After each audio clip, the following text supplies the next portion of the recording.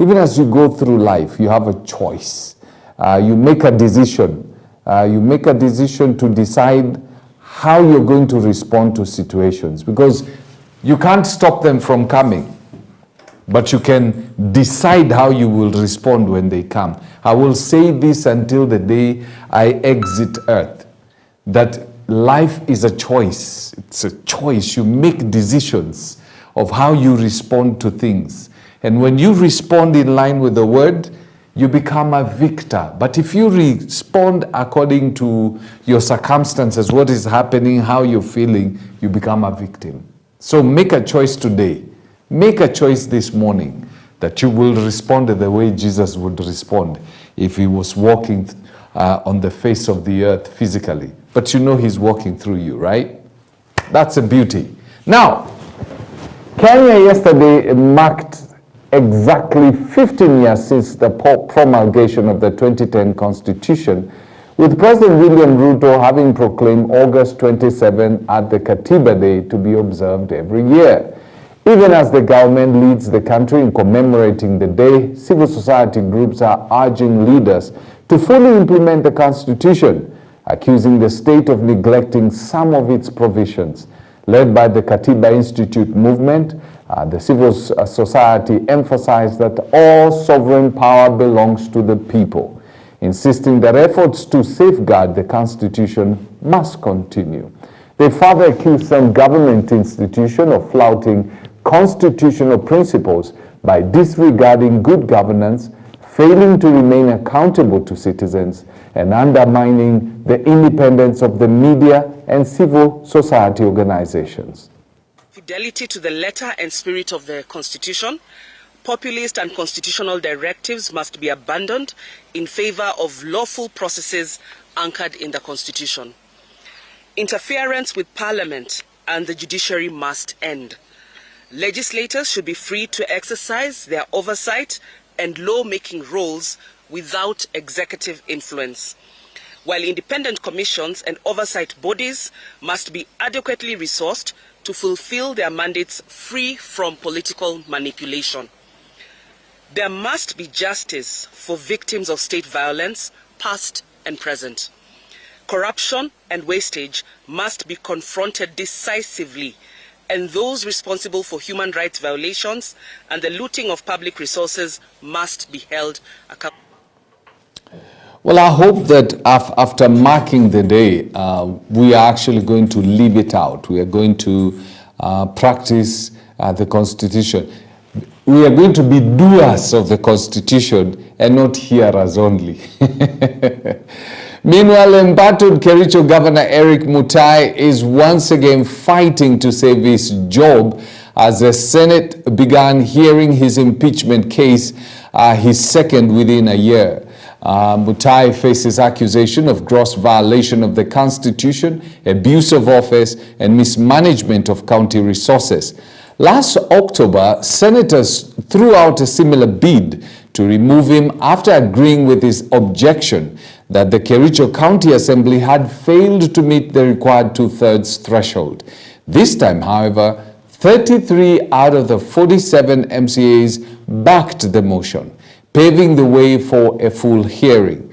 The Senate is expected to listen to arguments from both the County Assembly and Governor Mutai's defense before making its decision on his fate.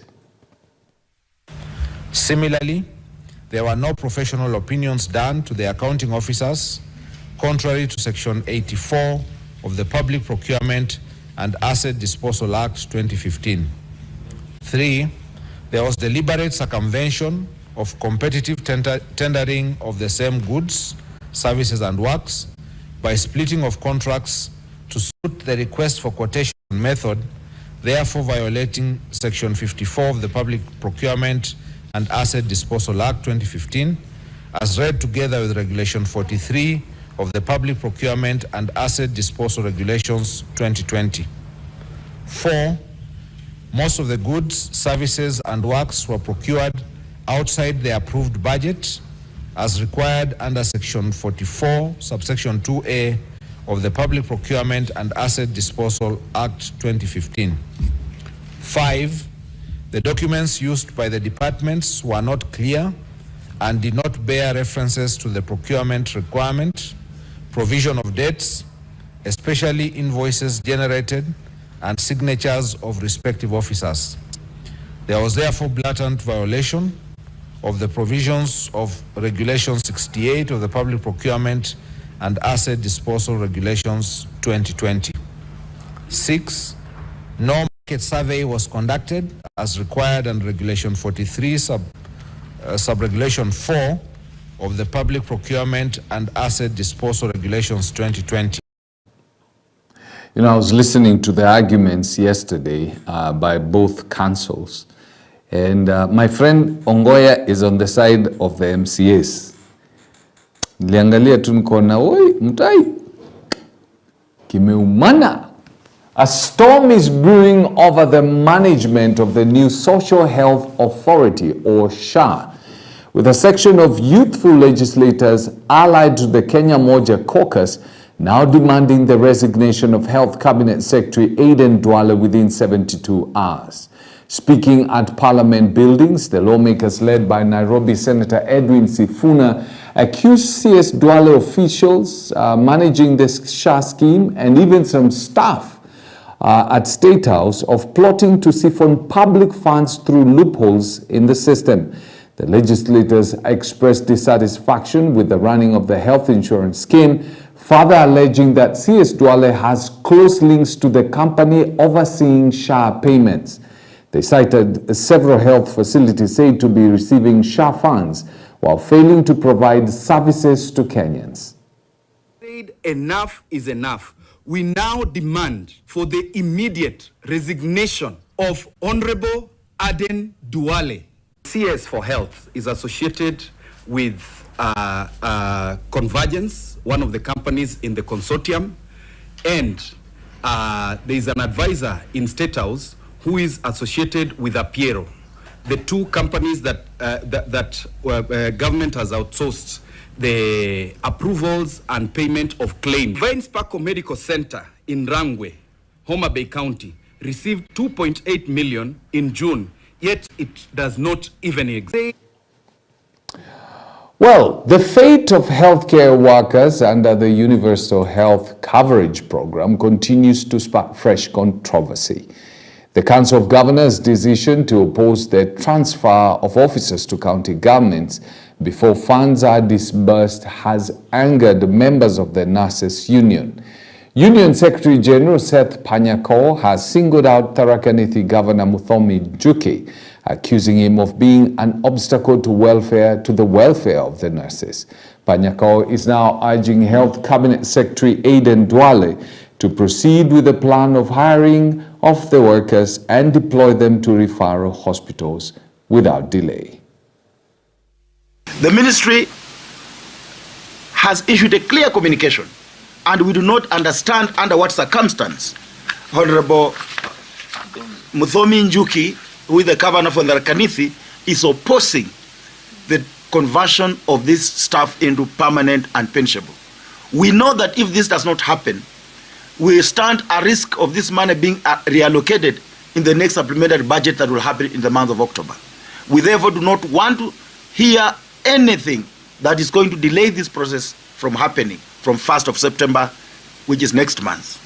Muthomi Njuki, tunasema hii si mambo ya kisiasa. Usiingize siasa kwa haki zetu kama wauguzi. Sisi wauguzi tunapinga tena kwa ukali. Tukisema haitafika pahali sasa ikue ulikuwa unahusishwa na ulikuwa unajua kila kitu na kwa utaratibu vile mambo yanaenda. Imefika pahali sasa wewe umechukua jukumu ya kuweka fedha mbele badala ya kuangalia kazi ambayo itafanyika Kenya. Health Committee hata ikakaa chini na ikapitisha na ikatafuta hizi pesa kwa wizara tofauti tofauti. Itakuwaje sasa unataka hizo pesa mwanzo kabla ya kuweza kupatia hao watu makaratasi yao ya kuendelea kufanya kazi? Okay, we got to chew a little bit of politics right now because there are divisions which have rocked the Orange Democratic Movement in Kakamega County, pitting Governor Fernandez Barasa against a section of MPs elected on the party's ticket. The wrangles stem from disputed grassroots elections with the governor declaring himself the winner after a controversial exercise.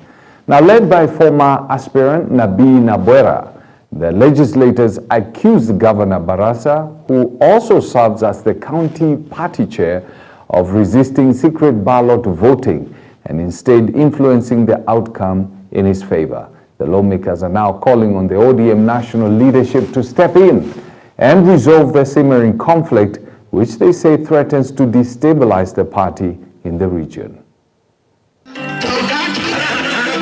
Kuambia ODM Chungwa House ya kwamba Kakamega iko imara kwa chama cha ODM. Na yule ambaye ako na ufunguo hapa si mwingine ni Fanani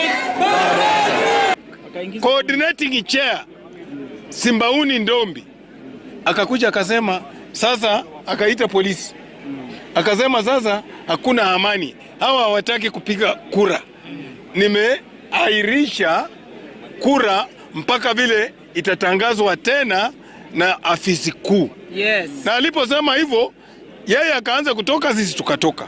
Akaogopa uchaguzi, vile tulitaka secret ballot akakataa. Na alikataa kwa maana ukiangalia wale wenye amechagua kama delegates, amechukua wafanyikazi wake wa kazi. Kama ukienda na Baholo unapata chairman wa ODM anafanya kazi kwa ofisi.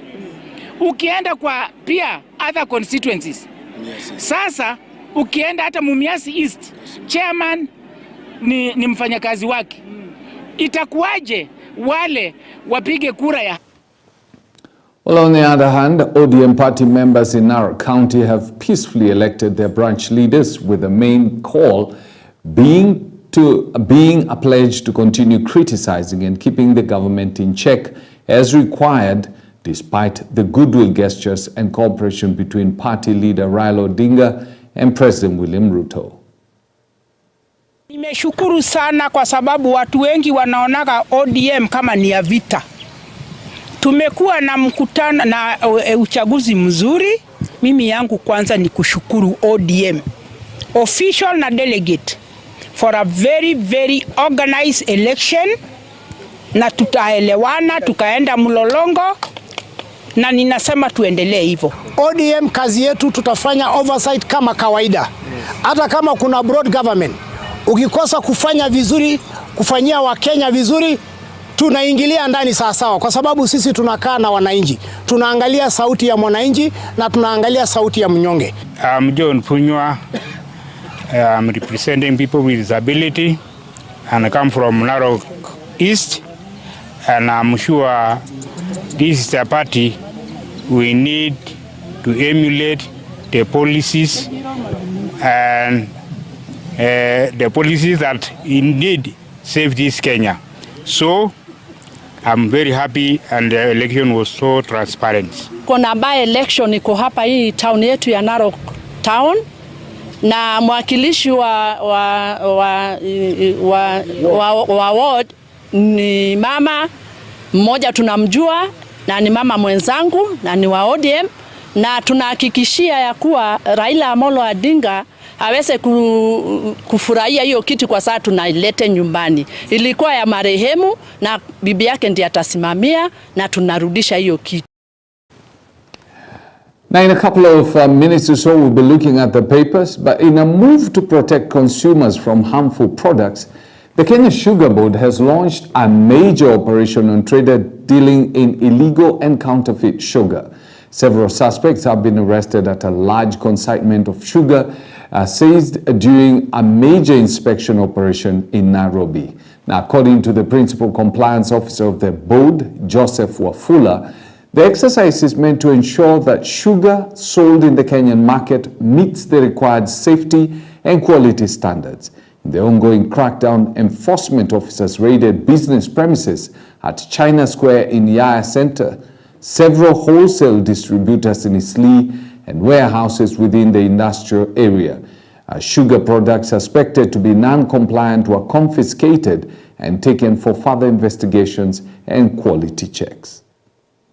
Now, this is part of the mandate of Kenya Sugar Board as per the Sugar Act number 11 of 2024. During the operation,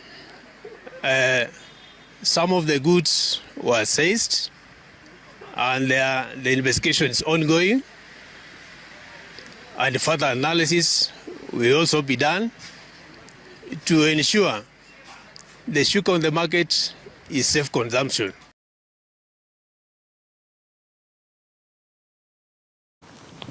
All right. Pretty interesting. Fake sugar, I don't know. How do you tell what is fake sugar? Because if it's sugar, it tastes nice. It tastes sweet. So how do you tell you guys fake sugar? Yeah, good question, eh? Let's take a short break. When we come back, we take a look at the newspapers, find out exactly what magazeti ameandika.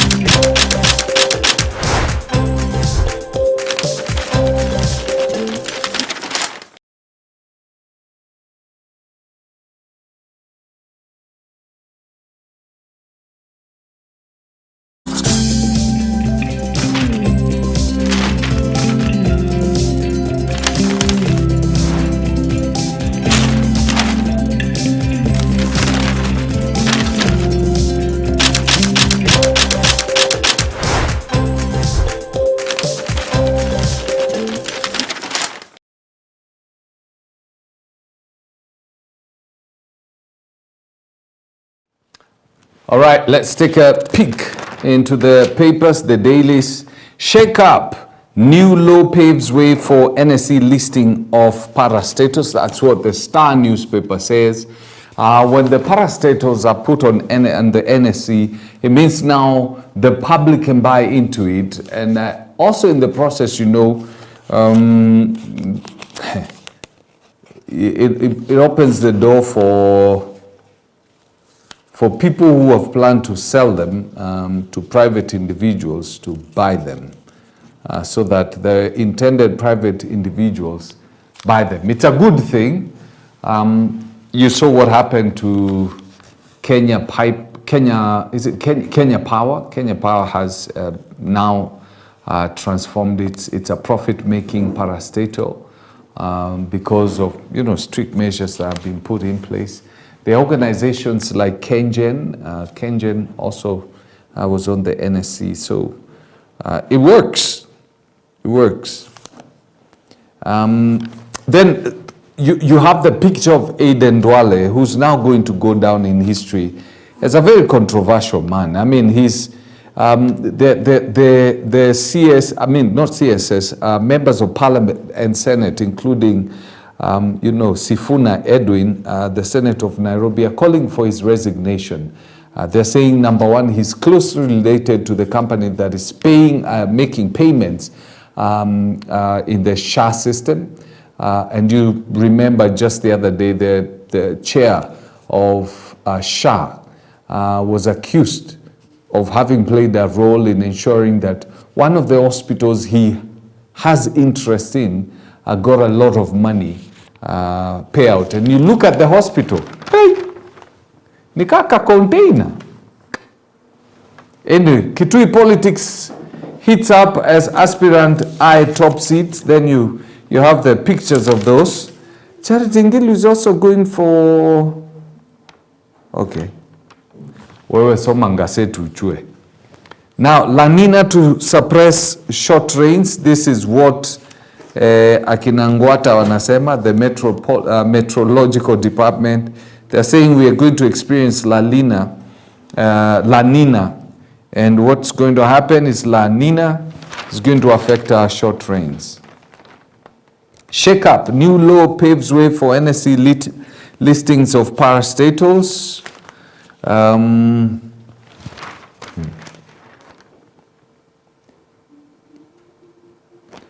New bill seeks mandatory solar zones in buildings.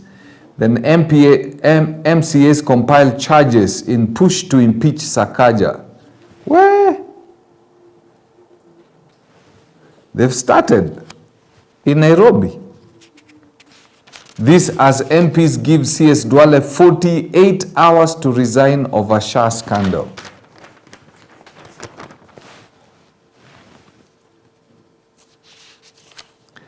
Then Kericho Governor Mutai suffered the first defeat after the Senate Speaker rejected calls to terminate the impeachment case before the Senate.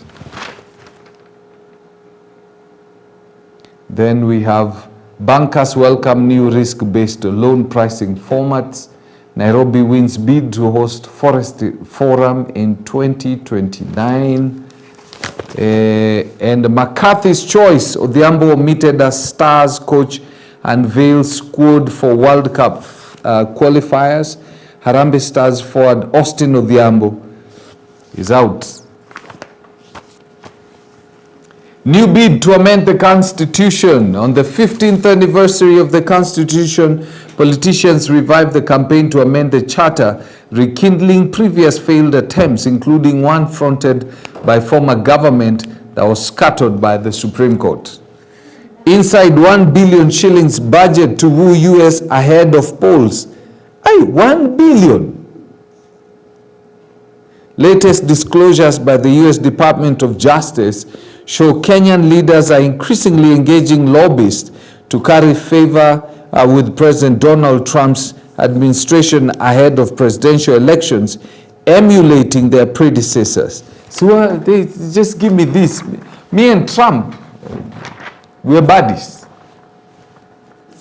Kumpigia tu simu, hey, Trump, nimefuliza. Tengeneze ya Kenya ka relations kasawa. Shah looters will face full force of the law, says Ruto. Well, biometric flow forces hospitals to switch to password verification. Okay. Koome, NMG lead push to protect law, safeguarding gains of 2010 law. Then the back page of the Nation, the might of Morocco versus the dream of Madagascar. Oh, what a final matchup. Huh? Sasa nisi tungekuwa kicheza. I told you yesterday, anytime you see Madagascar, see Kenya. Tuliibiwa hapo kagol. The Untouchables, the Standard newspaper, has the pictures of two of the people considered untouchables. Aden Duale and his chair in Shah. Two men who are now being said to be extremely corrupt. The chair of Shah, Abdi Mohammed, in fact, the Standard says Aden Duale has built a career thriving on controversy, and he's now presiding over a ministry marred in ghost hospitals and fraudulent payouts. The Social Health Authority chairman, Abdi Mohammed, is equally at the center of the multi-billion shilling scam, with MPs linking him to phantom facilities and shady payments. Together, the two epitomize a culture of impunity where public outrage never translates into accountability. Even as lawmakers demand their resignation, the duo stand insulated by proximity to power, unshaken and unrepentant. Then there was this scene. Oroba should stop this. Ilienda. Former nominated senator's effort to gain access to the Senate to present her reinstatement papers following a court ruling hit a dead end after a confrontation with the police who dragged her away. Barz's Chan Trophy lands at Standard Group. We will prosecute individuals and hospitals behind Shah million scandals. Duale, Ruto man with a knack for stalking storms in plum dockets, calls Mount for CS to resign over Shah. Kenya marks 15 years of supreme law amid gender parity challenge and how Ruto fought reforms that gave him presidency.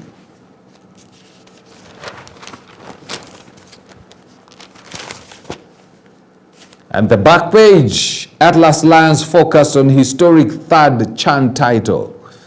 Well, let's see what happens. They say the might of Morocco. You know, one of the things that I've discovered in life as I grow or as I age is that when you work on your inside, the outside takes care of itself. When you work on your image, the image you have of yourself, and you really work on it, things around you start changing because you've changed.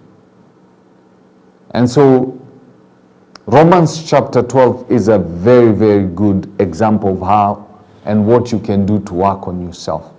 It says, do not be conformed to the standards of this world, but be ye transformed by the renewing of your mind, so that you'll be able to tell that which is the good, the acceptable, and the perfect will of God. So the thing is, work on your mind. Change the way you see things. See the world from God's eyes. That's why it tells you, take God's thoughts and make them yours. See the world from God's perspective. See people from God's perspective. And it makes it easier to love people when you know that Christ is in that person, irrespective of who they are. You will trust, you will treat them well. See people the way God sees them and love them. And remember, Jesus is coming soon. And one of the greatest purpose that we've been given is to testify to the truth. And so that's what we're all about, testifying to the truth. So at 9 a.m. we'll have Your Faith Today, and it will be a continuation of testifying to the truth to strengthen your faith. And then at 2 p.m. we'll have Manukato, again with one sole purpose, to inform you, entertain you, and strengthen your inner being, which is very, very key.